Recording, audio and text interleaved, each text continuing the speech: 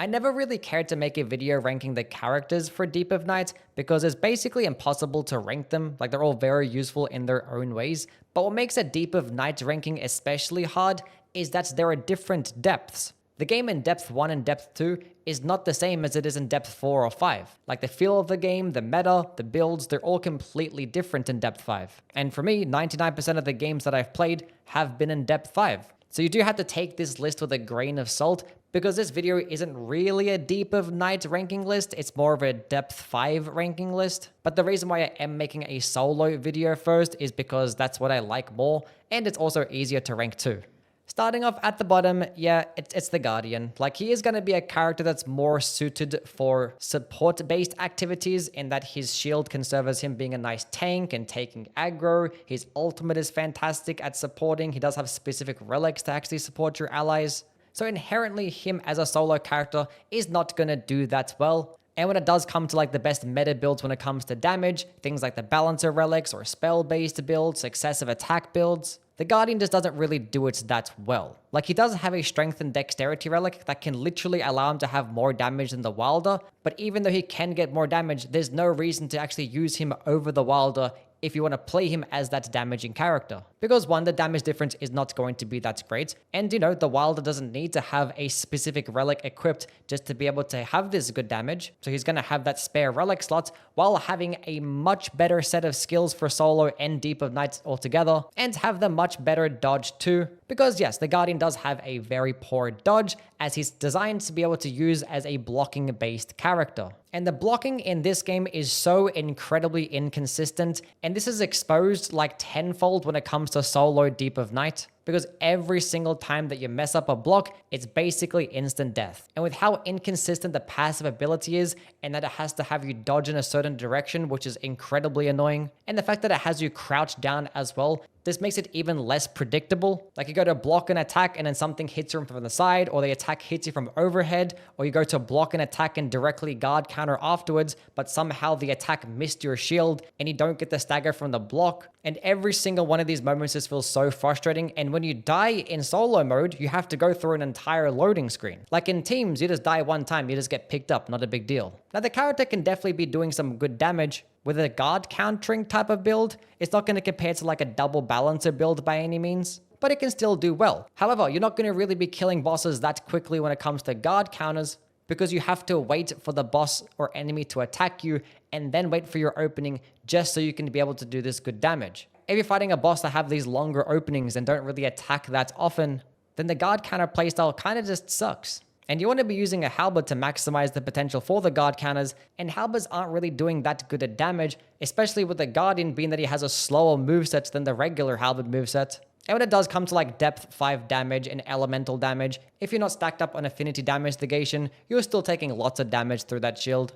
Like, yeah, he's just not a good character to run in solo by any means, and even the stamina damage is way too high even after the patch. Like, the first thing that you have to do as soon as you spawn in is try and go to a tunnel and get a purple stone, which typically going to a tunnel early game is fantastic because it just allows you to get great damage by leveling up your weapon to purple straight away, but you have to spend that purple stone on your shield just to be able to play the character without being frustrated. Like, it's such a limiting character with so many downsides and such high skill ceiling, and you're not even rewarded for it that much because the blocking isn't even that good. You're forced to drain your stamina the entire time, and you have a terrible dodge, so you can't even compensate.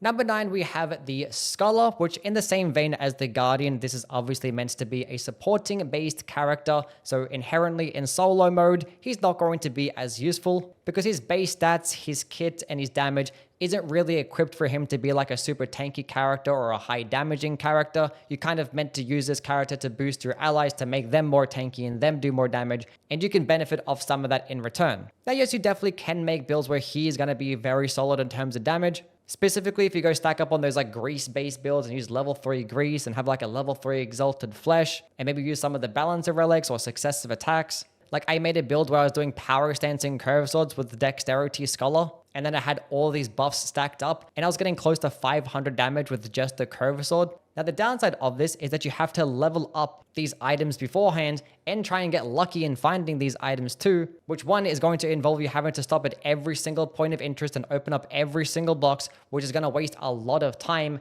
And in solo, that's going to hurt a lot more because it's not like your teammates can go ahead and do damage and kill bosses for you.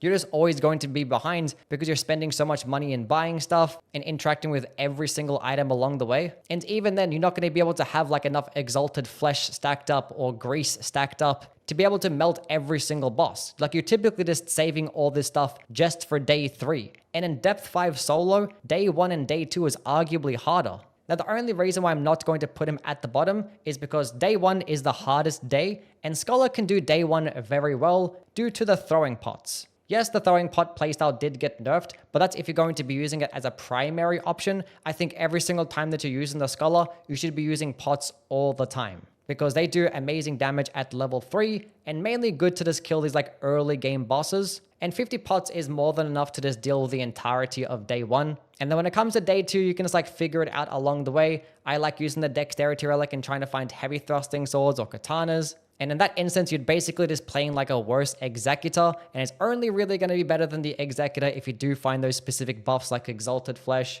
or Grease and have them particular relics and also have them be at level 3. But yeah, he's going to be a character that's not going to be as easy to play because you have to waste a lot of time picking up all these items, buy all this stuff from the merchants, rely on RNG, and you also does have a worse dodge compared to a lot of the other Nightfarers. Like, his dodge only gets 1 more iframe than the Guardian. Like, some people out here think that the Scholar is just a better Executor with the Dexterity Relic or even without the Dexterity Relic, which that just makes no sense at all. Like, yeah, he might do more damage with something like a Bloodblade build, but I wouldn't even recommend a Bloodblade build in Deep of Night because it drains your health and you therefore lose out on things like damage negation at full HP or damage boosting at full HP. But yeah, when it comes to like a Bloody Hellas build or any katana build, like the Executor is going to be doing more damage no matter what.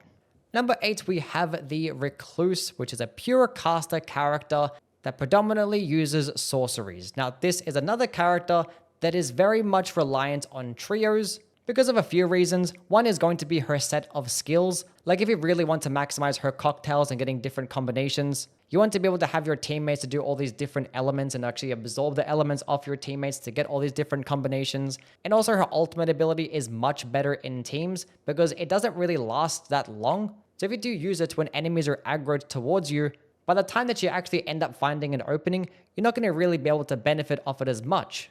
Whereas if you're playing in a team and your teammates take the aggro and you use the ult, then you can feel free to spam away the entire time while the enemy is not looking at you. And if the enemy is looking at you and attacking you, at least your teammates can benefit, because it is a nice damage boost and gives you that utility of more health and FP. And basically, her entire playstyle kind of works the exact same way. Being that she is a pure caster character, she's just going to be using the best spell or specifically best sorcery that she has available. You can play her as an incantation character, but Revenant just does that way better, as we'll get into. And when it does come to the sorceries, you can build around particular ones, like the ones that you can start off with, but those ones aren't really as good as the ones that you can just find in the expedition, like a Stars of Ruin, Knight's Comet, Shattering Crystal, regular comments, the moon-based spells, Carrion Piercer. Like, there's so many fantastic options that she can use. So you're just best going all into magic attack power and just finding the best one. Obviously, the Shattering Crystal build did just get nerfed. Honestly, since the DLC, she hasn't really received anything to make her better because a lot of the stuff that got added to the game to be really good kind of suited the other characters more. But the point that I'm trying to get at is that a lot of these spells don't have quick animations. They're going to have like longer animations to where a lot of bosses in this game aren't going to give you the opening to use them. Like, yeah, you can keep running backwards and maybe get off like a Stars of Ruin or a Knight's Comet, but the benefit of sorceries is that you can keep spamming them over and over again, which is much better off in a team where your teammates are taking the aggro. Like, that's where she excels as a character. She just sits further back and then spams her spells. Whereas that's like extremely hard to get off in solo. Like, if you do find some particular spells out there, like I had a run with like Shattering Crystal, the Moon Sorcery, Carrion Piercer, and it's covered basically everything that I needed. But she is going to be pretty RNG heavy. Like, if you don't find some of these really good spells to deal with these like really quick and aggressive types of mobs, then there's not really much that she can do. Maybe running something like Carrion Greatsword as a starting spell could be really nice for solo play, but she definitely cannot reach her max potential in solo play, especially with that really small health pool.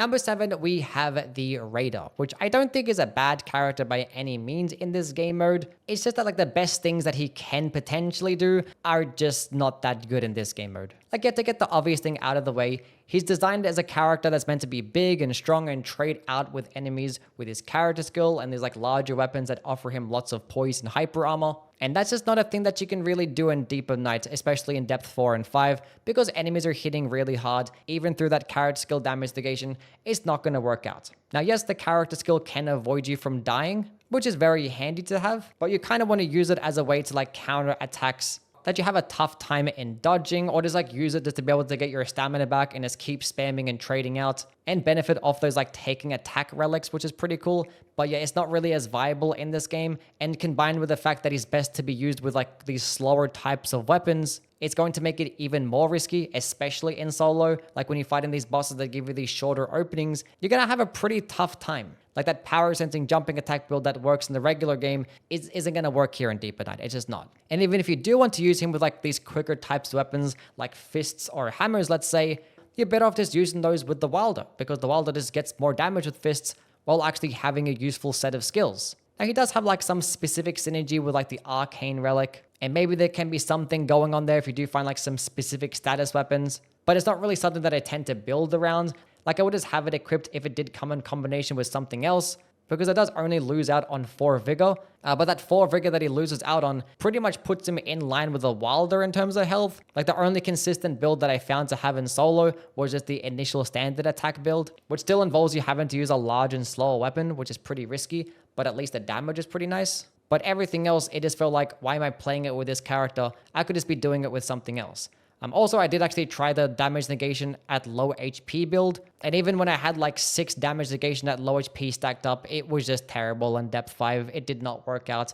Maybe it's better at lower depths, maybe it's better in trios, but in depth 5 solo, this shit is just ass. It's just not worth it. Number 6, we have the Undertaker. Now, at this point, none of the characters are really going to be that bad at all. In fact, I think past this point, all of them are basically S tier. But the Undertaker does cover that middle ground because she can do some things very well. She does have her own very specific and niche builds that can separate her from the rest. And basically her stats and her set of skills that is all very useful even in depth 5. Now you could argue that she's going to be a better character in teams because of her passive ability and just allowing her to spam the ultimate more often, and in combination with that specific relic that she has that damage boosts her with the ultimate. She could be a very high damaging character. Like she's incredibly fun to play, because she has a fun ultimate that you can spam and is constantly get damage boosted. Her character skill just allows her to stay in the fight more often because it kind of just solves the stamina issue in this game. And she does get some added poise and hyper armor, which is fantastic for Deep of Night. Mainly the hyper armor, the poise isn't really going to be as important. Now the thing is, she's a strength faith-based character that can do some melee-based stuff. She can do some spells. But when it does come to like your generic incantation build, it's not going to do anywhere near as well as the Revenant, being that she can start off with broken options and it just removes the RNG aspects completely. And her as a melee character isn't really going to do that well because she is likely to find hammers, and her hammer moveset is perfectly fine and you can make some nice R1 spamming builds with it. And her balancer builds with hammers can be fine, but the hammer weapon type is not going to be as comparable to a lot of others when it does come to skill spamming.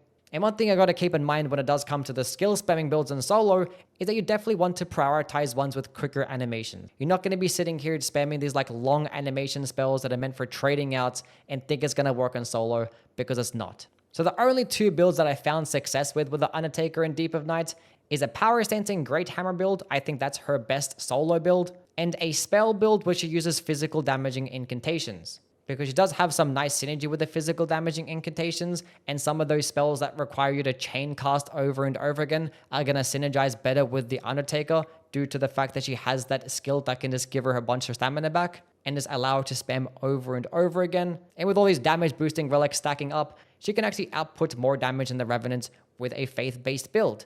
Now, unfortunately, she is going to have to run a faith relic alongside dormant seals, and even then she's still going to be having less FP and you're going to need that RNG to have the spells that you want to drop. If you run this build and you don't find something like Bestial Sling, you're not going to really be in a good spot, but at least you'll be running things like physical attack up, so your weapons will be doing fine damage at least. And when it comes to the Great Hammer build, this one also is going to require some RNG because you obviously need to find 2 Great Hammers, but the good thing about the Great Hammers and why I picked them is because 1, you don't actually need to run the Dexterity Relic that a lot of other Undertaker melee builds tend to gravitate towards, but I'd rather just save that relic slot and just use the Wilder instead. But all the purple and legendary Great Hammers are actually Strength Faith, which synergizes perfectly with the Undertaker, and Power Sensing combos consume a lot of stamina, where the Undertaker can just completely counteract that with her skill, and with things like initial standard attack relics and that relic that can give her more damage on the chain attacks, being that a Power Sensing combo is only 3 light attacks long. This can be a very solid build. Like, she does have the versatility to do a lot more things, especially with that Dexterity relic, but none of them are really optimized or best with the Undertaker,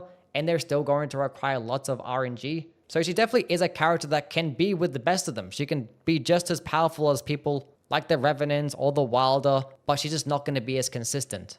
Number 5, we have the Revenant. Now, at this point, basically all these characters are S tier. I think the Revenant is the single best damaging character in the entire game, purely based on the fact that she's a spellcaster for 1, which spell-based builds do the most damage. That's just going to be a fact. With like the correct relics, they can just be broken. And the Revenant can just start off with a handful of S tier incantations. Like, yes, some of these incantations aren't going to be the highest damaging spells, but the fact that you start off with them means that you can guarantee amazing builds. And part of the reason why some of the builds in this game aren't as powerful is because they require RNG. The Revenant just completely removes that. She can start off with broken spells from the very beginning, and she can get ridiculous damage from start to finish. As long as you just go to a tunnel early on, pick up a purple stone, upgrade the seal, then you basically just won. Now, in similar vein as I talked about with the Recluse, a lot of these spells tend to have these longer animations to where like they're not always going to be useful against every single boss, and if you get these shorter openings,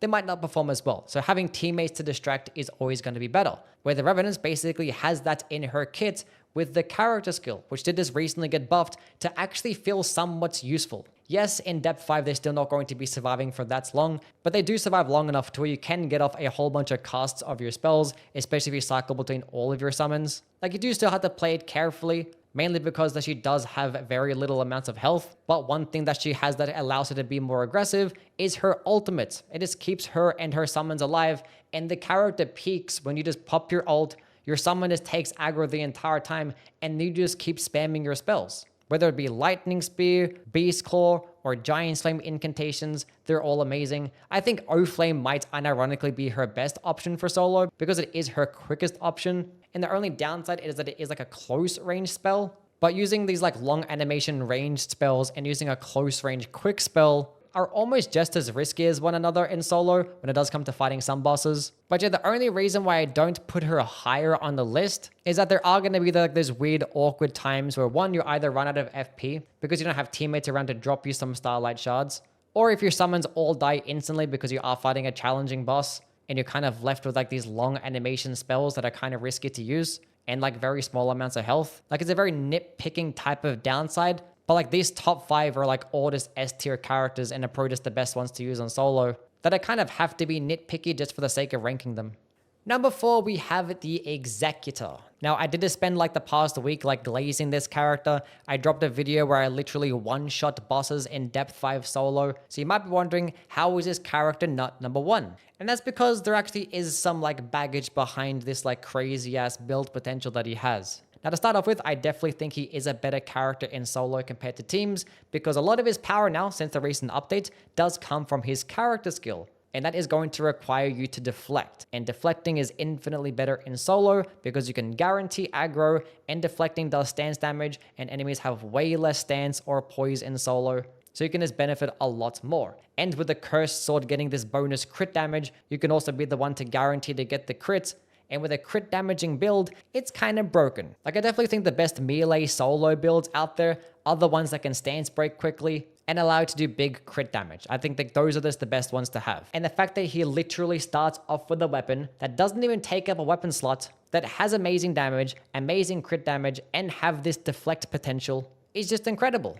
And one thing that you may have been paying attention to throughout this video is that I have been prioritizing Nightfarers that have the ability to attack quickly, because some enemies have these shorter openings and using like long animation stuff can be risky. And if you get hit once, obviously a very bad thing. But the Executor shines in these moments because the more an enemy attacks and the more that you deflect, the more you benefit. Like these quick and annoying types of enemies that constantly attack and don't give you an opening, you're just benefiting the entire time because you're just doing good stance damage by deflecting. You get a critical hit, boom, they're dead. And even if you do fight bosses that cannot be critical hit, the Cursed Sword is still going to be doing great damage, especially if you do unlock it and use the character skill, and having like at least one balancer relic is just going to be incredible for that. And you also have an ultimate that's actually viable now, so when you are fighting these bosses that can't be critical hits like a Tree Sentinel, they're just going to be stun locked the entire time, and you're going to be doing incredible damage. Now, it still is going to be somewhat risky, and you definitely can still die in it, so I would be careful when using it, but there definitely is some usage there. Now, the reason why I'm not going to put the Executor at number 1, even though he can be like the literal best thing in the entire game for solo, because he has a guaranteed great build and that he hard counters like 75% of the game, but that 25% is the reason why I'm not going to put him at number 1. Because there are some bosses that are just not that good with the deflecting based playstyle. The enemies that don't really attack as much and spam these AoEs, it's going to be pretty hard to deflect. Like if you end up finding like a magma worm or like an ulcerated tree spirits, like a death rite, but mainly just like larger bosses in general, they're super like weird to try and deflect. The camera can be odd. It just feels much more safe and consistent than trying dodging them, which the Executor can still perform perfectly fine without the character skill, because he has an S-scaling and dexterity and arcane. You find yourself a Rivers of Blood, and if you have a balancer relic equipped, just spam the skill and you're perfectly fine. So he's not going to be bad in these circumstances. He's just not going to be broken. So there are going to be certain expeditions out there to where like I wouldn't really care to bring the Executor. Like if I'm fighting somebody like Kiligo or Sentient Pest, or even like the Gaping Jaw expedition for like the boss himself, or fighting like the Ancient Dragon just beforehand. Maybe even Everdark Libra, because throughout the expedition you can fight bosses like Tibia Mariner and a Deathrite Bird. Like a lot of the expeditions in this game aren't going to really do that well when it comes to like a deflecting and critical hit based build. And in those circumstances, you just got to use like the best katana available, which can still potentially be an S tier playstyle. But there are probably some other characters out there that could just do it better anyway. And one of the best things about the character that I didn't even mention is that he starts off with a katana. With certain types of infusions and Ashes of War, like the Frost Poison build or the Frost Seppuku build, you basically have another guaranteed way of doing good damage. You just go to a tunnel and just upgrade your weapon. Pair this alongside some damage up against frostbitten enemies or poison-based enemies. Now with a little bit of good RNG, you can get more damage with other types of katanas. And in that instance, I'd rather play someone like melee IRONEYE with katanas because of the mark ability just making him better. And also the build with things like Chilling Mist or Seppuku doesn't really synergize as well with the character skill, because bringing out the character skill removes the buffs. But it is going to be another way to play the character, especially if you don't really care to use the deflecting. So he does have that good versatility, a good mixture of everything, nice coverage across the board. I do think he's like a definite and complete S tier character and really fun in solo. But due to like certain bosses in this game not being friendly for the deflecting based playstyle, it's stopping me from putting it higher. Number 3, we have the Duchess. It's the same top 3. It always is. It's interchangeable every single time. I was going to put the Duchess like lower on the list, and then I did a run with Carrion Slicer, and I was like, this is stupid. Like, the Duchess with Carrion Slicer is the single best character in the entire game. Like, this is just silly. Like, this damage that you're seeing right now is not even like Mariah Sword or Grafted Sword. There's no like demon plating buff. I didn't even find any like dormant powers to boost like affinity damage or sorcery damage. This was just like my relics, couple of good weapon passives, and just having a Carrion Slicer. It's just stupid. Now, is Carrion Slicer the best sorcery in the entire game?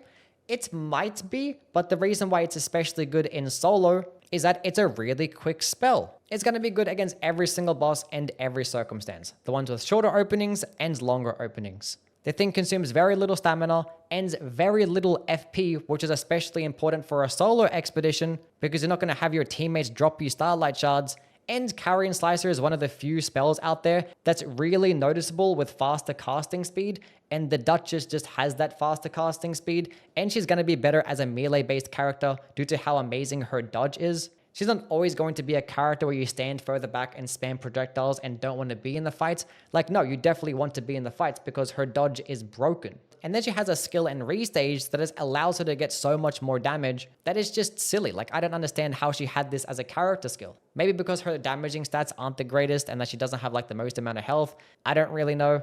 But everything she has is useful. Like, her passive is fantastic. Her ultimate's actually pretty good, especially in solo for like going through points of interests or just breaking aggro to try and reset and charge up some broken ass spells, whatever you want to do. Not going to be the most amazing thing. It's not going to like do damage and stagger Night Lords. So it's definitely not the best ultimate in the entire game. But even if you don't want to play her as a spell-based character, you don't have to. You can use her as like a melee character with claws. I made a power stancing spear build at one point. I even made a build around her using fist weapons, although I don't really care for that one as much because she doesn't have as much stamina. She's also going to be one of the better characters for a balancer or skill spamming build too. Like, the fact that she's likely to find daggers is amazing because some of the dagger skill options are just broken. Her good dexterity scaling just gives her good synergy with like most of the weapons in the game. Like, for instance, the Halo Scythe. Now, unfortunately, I don't think these projectile skill spamming builds are going to be as good in solo because they tend to have these like longer animations to where you're better off having your teammates distract and you can spam them. Like the Halo Scythe, for instance, can do very well in solo. You can just like sit further back and spam, but against these enemies that are very aggressive and quick, the Halo Scythe just isn't quick enough and isn't safe enough to really be consistent. And combined with its RNG, I don't think it's going to be an S tier build in solo play. Like, she's just great with so many different types of builds. The only reason why I don't put it at number 1 is because when it does come to the melee-based builds, I think they're just better with other characters like the Executor, Wilder, and IRONEYE. But when it does come to the spell-based builds like Carrion Slicer, she's the best. And unfortunately, Carrion Slicer is just not guaranteed. There's going to be games, even when you're running Dormant Staves, that you just don't get it. And with the new map, it's going to be even harder to try and find it. And it's going to be even harder to go to a tunnel to upgrade it as well. So I can't not put her at number 3 because she literally has like the most powerful build in the entire game. Like, Slicer is good for basically everything, maybe except for like Augur, I guess. But you're like, magic damages is always good. Like, even the bosses that are resist to it are like hardly resist to it. And basically everything else is just neutral. Like, Carrion Slicer is just that good. Number 2, we have the Wilder. Which this character is definitely like the character that can basically do everything, mainly for like melee builds. You can play him with spells if you wanted to, but that's mainly just for fun. It's not going to be optimal by any means. But with his really good strength and dexterity scaling, he can pretty much wield like 99% of the weapons in the game. And weapons have just gotten better since the DLC due to the balancer relics and all these like new weapon passives like melee attack power that have just helped him out a ton. You can build him into like a skill spamming build with like flaming strike and just using like the best greatsword available. You can pair him alongside like an initial attack build with like basically any weapon type in the game and it could do pretty well. Might even be better than Raider initial attack because you can actually pair it alongside quicker types of weapons and not have to be stuck in these longer animations and have it be more risky. You can pair him alongside some power stancing builds like straight swords or great spears. But there are going to be a few reasons why I put him at number 2 specifically, and it's going to be because of his set of skills. His passive ability is probably the best passive in the entire game when it does come to solo. Like, dying in solo sets you back so far because you're forced to go through a loading screen. The game has stupid spawns, so it probably spawns you in a random location. But the Wilder passive just like allows you to recognize like, oh shit, I'm actually taking a lot of damage here. I can be careful, and it just saves you so much time. And also true with his character skill. His character skill can just help you get from A to B quickly, which in solo, you're not going to be clearing out the map anywhere near as quickly as you can in trios or duos, and it's useful for just like dodging these like annoying boss AoEs too. And he also has an ultimate that's like the highest damaging ult in the entire game, but like the only downside of the ult is that it has short range and you're likely to miss, but in solo, where you can guarantee the aggro, there's a lot less chances that you miss. And the amazing stance damage that it does is way more noticeable in solo because every single boss basically gets stance broken in just one fully charged ult. Like, no matter what in solo, due to enemies having less poise, it just works that way. But the main reason and number 1 reason why I do have the Wilder at number 2 is because of the fist build. Fist weapons are like the best weapons in the entire game for solo because of their stance damage potential. Fist weapon charged heavy attacks are so incredibly quick and just stance break so quickly that it just works perfectly for a depth 5 solo expedition. And the fact that we have critical hit relics in this game that can all stack just makes this be even better. And the Wilder is the character that pairs perfectly alongside fist weapons, not only because he gets the most damage, and also have the stamina to where you can actually use multiple charged heavy attacks in a row. I remember using fist weapons with like the IRONEYE and the Duchess, and the stamina was way too much of an issue. But the fist damage aside, the Wilder just synergizes better with critical attacks because of his ultimates.